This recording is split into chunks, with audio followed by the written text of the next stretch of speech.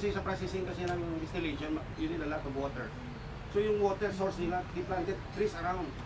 Tapos totally eradicated yung charcoal making. Total. Wala na sila. Kasi ang charcoal, dalawang sako, 500. Lalakarin mo 5 kilometers, bibit-bitin mo. Samantala, ang 1 liter na lemongrass, nakasipit na sa kilikilin mo. 1,500 siya. So, there was really a big change from that community. So, maganda na yung buhay nila. We're able to get last year 750,000 grant from Foundation for Philippine Environment. Ginawa namin pantay mo ba, tapos nagtanim ng mga kahoy. Recently, they give us 1.5 million to implement that. Ang 500,000 gagamitin sa solar. Kasi yung mga bata doon, pag nag-aaral, ginagamit nila yung gas. Gas, wala pa silang ilaw doon. So we'll be putting around 50 houses, we'll be putting around 50 houses na mayroong solar panels. So mga ganun-ganun na mga activity na we will see na that's the only way for us to really make the farmers be sustainable. And then you'll be able to see the equipment that we've developed in such a way that we call it, si Edward Keller is a designer ni Steve Jobs ng mouse niya nung una. Sabi niya dapat ang mga design should be empathic design. Should have empathy for the people that use it.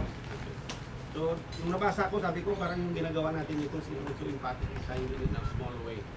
Hindi makita mo rin later on sa iba dyan na area na lahat ng mga design natin purposely for livelihood and income of farmers.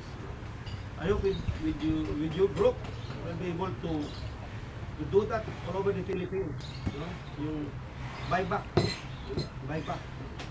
Kasi one forum na sinabihan ko si Manny Pangilinan, sabi ko sana bilhin ang bigas ang palay ng farmer at a sure price.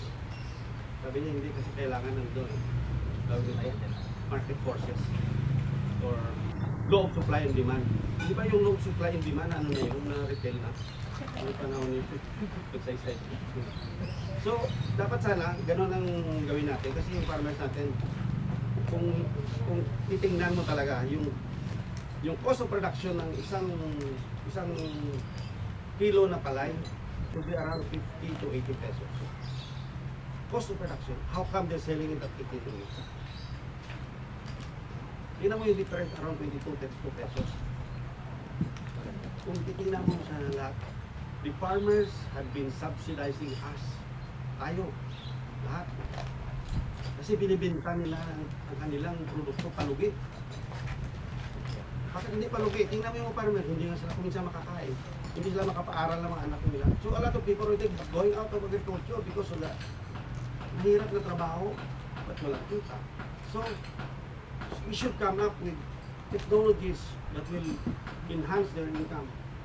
Yun ang mga, I'm glad na bigyan tayo ng pagkakataon dito na napasyalan nyo kami rito, na makita nyo niya kung ano gagawin pa natin. Baka kayo may mga idea din kayo na pwede rin makatulong to give the farmers a good livelihood, na mapaaral man lang nila kanilang mga anak.